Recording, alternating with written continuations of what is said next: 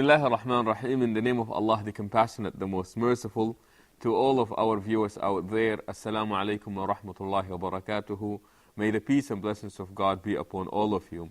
And we're glad that you're joining us back in the rational, the intersection of faith and reason with our beloved guest, Dr. Jaffar Sheikh Idris. Dr. Jaffar, as always, it's been such a beautiful, beautiful, joyful pleasure that we have you with us. Sheikh, last time we talked about human rights and the Islamic perspective on this.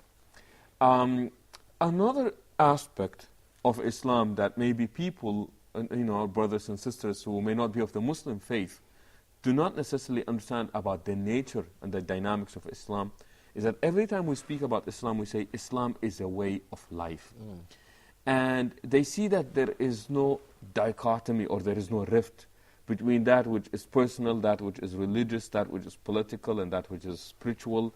And that includes issues of church and state as well. In our case, of course, it won't be the church. But there is none of this in Islam. There is none of this, and even in the West, it is something new. That it has not been so. This morning I was revising this topic and read in one of the articles that I have on my computer. Someone said, for the past 2 millennia, in most countries, church and state had been either linked or actually merged. This is in the West. And then he started giving examples of the relation between the church and state in Britain, where the Queen is the head of the Church of England, and so on. I gave so many examples. So this is something new, even in the West. What is new is the separation of the separation. And I remember this famous Orientalist, Bernard Lewis, once said that this is something that is peculiar to Christianity. I don't know why he said, but he said this. Now, I'm sorry, he meant the merge between the church or the separation? The separation. And not all religions can do this. Now, why was this idea introduced?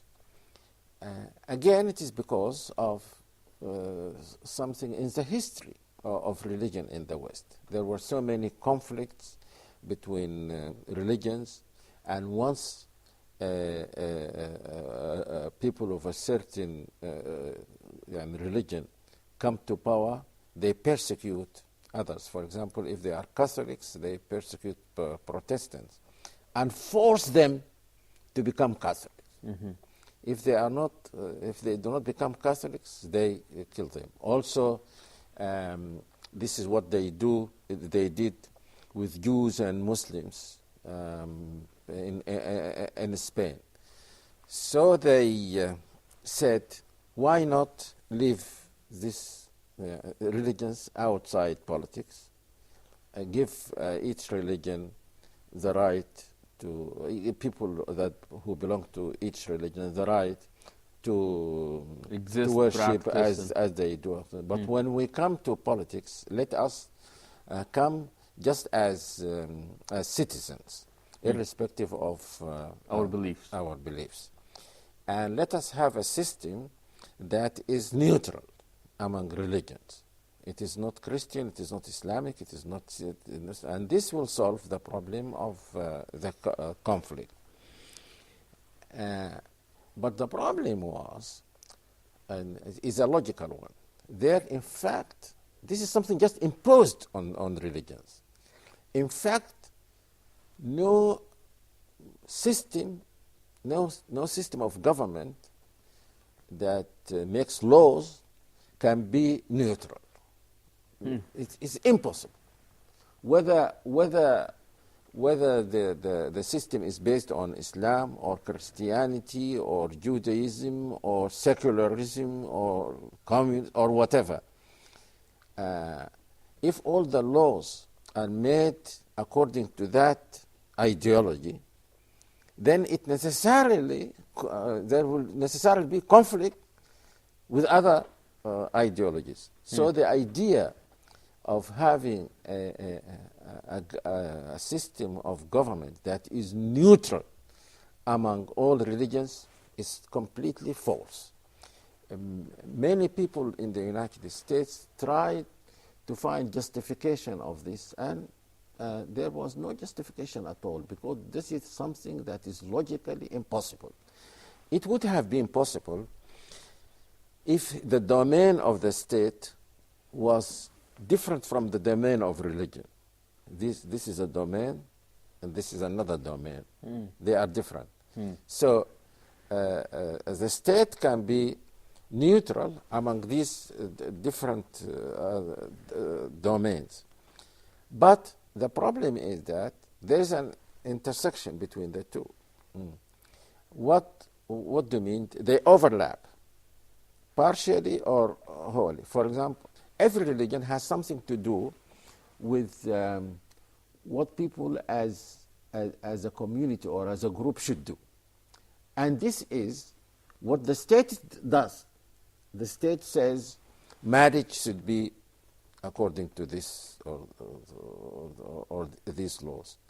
A religion says no, according to our religion, it should not be this way.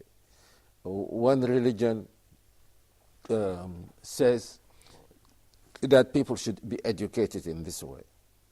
A secular state says no, they cannot be. So there can never be any neutral laws. Laws cannot at all be neutral, because a law has to be specific. It must be. It says this should be so and so and so and so, and this will never be compatible with the teachings of all other religions or secular. For example, if the state is Islamic and it says that laws must be according to Islam, this will necessarily conflict with the secular ideas. If there are secular people in the Muslim state, it will necessarily there will necessarily be conflict with Christian or Jewish religions. If there are Jewish and Christian minorities living in the Muslim world, so there is no solution for this.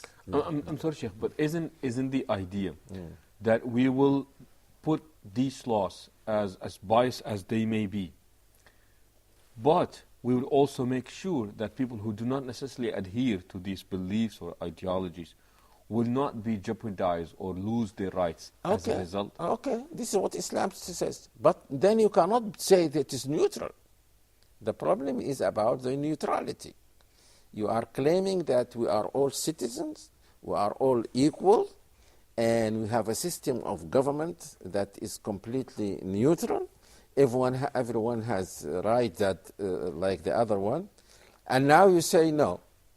For example, you live in the United States, you know that many Christians would like their children to study their religion. But it is forbidden to teach any religion in a school. But it's forbidden in a public school, but the parents are given the choice, the freedom to either do it in a private school or... here comes that false freedom. This means I send my child to a private school and I have to pay money for that. If I send my child to a public school, it's free. And also their objection would be, I am paying taxes, and that are, some of my money is spent on these public schools. Which I disagree with. So it is impossible, I mean logically impossible, to have a system of laws that is completely neutral among and the United States is a very good example of this. There are so many books about the problems between church and state in the United States. And in fact, there are journals. I was surprised to find this. There is a journal, a quarterly journal called Church and State. in which the problems of the relationship between church and state are discussed and dealt with. I remember seeing their website on the internet. If that is the case, then Sheikh, you're saying that logically, practically, what is the proposed alternative to this? Proposed alternative. Let me. I was going to give you an example. Again, the same person whom I quoted Earlier. He said many lawsuits about the entanglement of religion and government have involved conflicts between Christian churches or denominations and state laws and regulations. But there have been some major cases involving other religions. And there is bound to be this kind of conflict. Now, what is the solution? The solution is what you alluded to, is that there must be, in the Constitution, it must be said that all people who belong to other ideologies or philosophies or moral systems must be given these rights.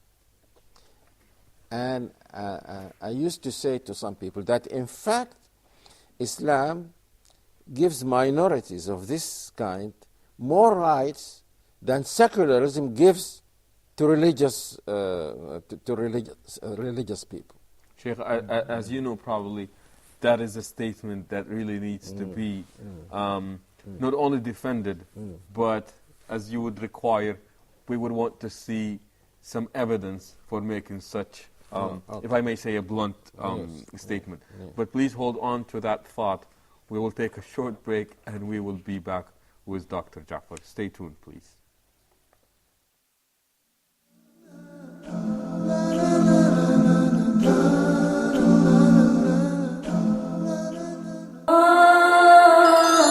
Let's talk. So this is something that you have to point out to them in the Bible. Something which is, I think, very direly needed by the youth, which is staying firm on the truth. This is just one of the greatest examples for me of how to control your anger. Within the framework of being the cleanest religion, the cleanest jurisprudence, and in the meantime, the kindest religion to animals. Watch Let's Talk with Khalil Amanet as he interviews guests and discusses a variety of topics, everything from youth issues to religious issues. Join us here on Huda TV.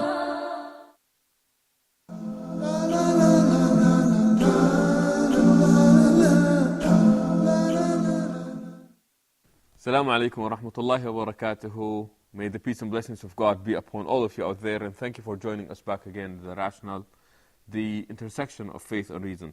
Dr. Jaffar, before we went to the break, you made a statement and you said that, in fact, Islam gives minorities more rights than these secular democracies would grant to the minorities. To religious minorities.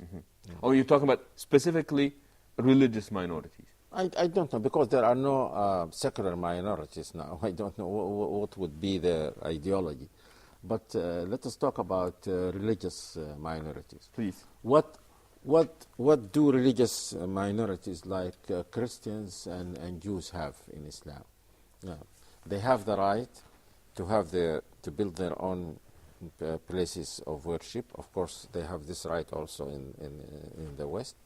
They have the right to organize what is in their what is called private أحوال الشخصية, according to their religion. So their marriage will be recognized according to the religion. In the West, for example, no Muslim has the right to marry more than one wife, because this will be against the law. In spite of the fact that alcoholic drinks are forbidden, but the people who belong to other faiths can drink alcoholic drinks, but with some certain conditions. They can teach their own children according to their, and so on. And I can't think of a right that is given, that secular democracy gives to religious people, that is not also given in Islam. Someone said, no, this is not the case, because in a secular democracy, you can be a president, whether you are Muslim or Jewish or Christian, but in an Islamic democracy, you cannot be Khalifa or if you are non-Muslim. I said, yes, but that will be on condition that you accept secularism. Mm-hmm. And in that case, you will not be acting as a Muslim. You might claim that you are a Muslim in your private life or so, that you pray, but when you come and make an oath that you will obey a secular constitution and preserve it and so on, you will not be acting as a Muslim. So this is done at the expense of your religion. Yes, there's a difference here. We must say that there is a difference here. In Islam, you will be asked to be a Muslim before you even make the oath. If you are not a Muslim, then you will not be given the right to be president. And I don't think that the difference is very big between the two. But Sheikh, how do we reconcile such a thing where on the surface it appears that you're given more rights, and irrespective or in despite of your religious beliefs, that you have an equal opportunity to go and serve the people as their leader, but that's not necessarily the case within the Islamic. Yeah, I have just said you have this right on condition that you don't become a Muslim president. Yeah, in your capacity as president, you cannot be a Muslim, because the most important thing for a Muslim is to abide by God's law. And here you are saying that, of course, might be, in some extreme circumstances, a Muslim might say, might find excuse for doing this because he thinks that this will be more beneficial to the Muslim community or whatever, but he will not be acting as a Muslim president. And the problem also is that as someone, I think he's called Carter, who writes in the West, who writes many books about this problem. He is a staunch defender of his religion and of other religions. And he says that our experience has shown that now it is the secular government, secular state, which defines what religion is. Because when you say that religion is a private affair, who said this? I am a Muslim. I don't say that my religion is just a private affair. As you said, I claim that it is a complete way of life. And therefore, it is bound, because it is so comprehensive, it is bound to have more conflicts with a secular state than another religion that is not wholly private, but has very little to do with public life. So the conflict of this religion with secular state will be less than a religion that like Islam. And there is no way for Muslims, except when they are bound to, or except when they go to propagate Islam or so. There is no way for Muslims to live as Muslims in a non-Islamic state. They cannot live a complete Islamic life. Impossible. It is certainly more challenging to be a Muslim in an area where the majority of the people around you are not Muslims. Sheikh, we have a few minutes left, and I have two questions for you, if I may, please. You said that this advancement of separation of state and church in the West was due to the conflict that was there between the church and the state. And this is how they were able to deal with it, and that is make religion a private affair. Within Muslim history, it seemed that the Muslims were more prosperous when there was this harmony where religion and state were almost the same thing. What we see nowadays is, well, that's obviously not present. What were the motives of the Muslims to do this? Motives of the Muslims to do what?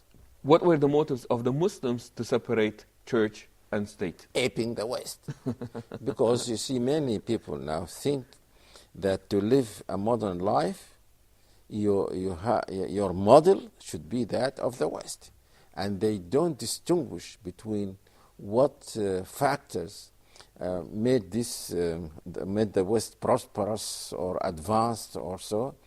And I once gave an example of this. I said that we are behaving like someone who likes to become an athlete, and he's fond of someone, you can mention any name in America now, and he wants to be like him. So the first thing he did was to wear a short like the short of that athlete, or a shirt like his, or to comb his hair in the. That will not make him an athlete, and this is what many of us are doing now. And instead of making advancement in science and technology, because this is the basis of the advancement of the West. This is the basis, and instead of concentrating on this and the conditions for its success, like because there cannot be any advancement in science without some freedom, and even the Soviet Union realized this. There was no freedom like the West, but when it came to scientific matters, people were given some freedom. So the more freedom you give to people to express their views and to argue with each other and so on, and also if you insist, and in my view, I think that the problem with the Muslim world, and the thing that prevented Muslim countries from making this progress, I think it is because of the secularists. The secularists made a real conflict in the society. Perhaps their motive was that they thought that there is no way for us to advance or to be like the West except by imitating the West. And there are many famous intellectuals. Some of them, I believe, were very honest people.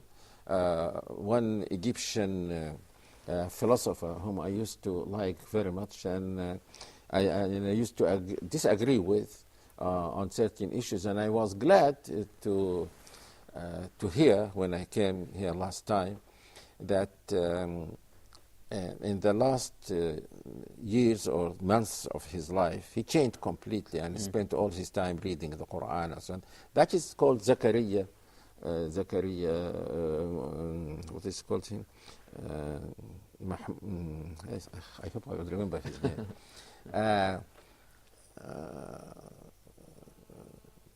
Anyway, he once made a confession. He said there was a time, and this is a professor of philosophy, and he has very good, Zaki Najib Mahmoud, he's called Zaki Najib Mahmoud. He said, and I say again, that he had good knowledge of the West. He spoke very good English, because he lived in London for some time, and by the way, I think he was also in the university in Gordon College in the Sudan. Yes. He said there was a time in his life when he thought that there is no way for us to progress except by imitating the West. He said, I used to think that we must play the way they play, we must be serious the way they are serious, and even we must write from right to left as they do. Unbelievable. Now, Unbelievable. yes. That's what we call a very unhealthy self-image psychology. But this is if a great thinker like this had this kind of ideas about the West and about the conditions for progress, what do you think of lesser people? Sure. This was the problem. Sheikh, my last question, and we only have a few minutes left now, is obviously you're a big fan of Ibn Taymiyyah, and I once heard you quote him saying that God would actually aid and help a community in Allah la yansuru ad-dawla al-zalima. Yes, this is not his words, but it might be that he is just repeating. Many people said this. Yeah, that God may aid and help a community or a society that is just but does not implement his ways over a community that does implement his ways but is not. Of course, there is some contradiction in this, because if you are implementing Islam, you must be just, because the whole religion is based on justice. But it must be implementing some Islamic things, and leaving the most important, and that is justice. So by default, a country or any place that calls itself Islamic, they will not be preserved, because justice is injustice is one of the main reasons why states fail or prosper. Yes. Okay. Yes. And with this, Sheikh Jaffar, once again, Jazakallah khairan, thank you very much for being with us. We come to the conclusion of this program. Thank you for joining us, and hoping that you would join us again. Until then, we say so long and assalamu alaikum wa rahmatullahi wa barakatuh.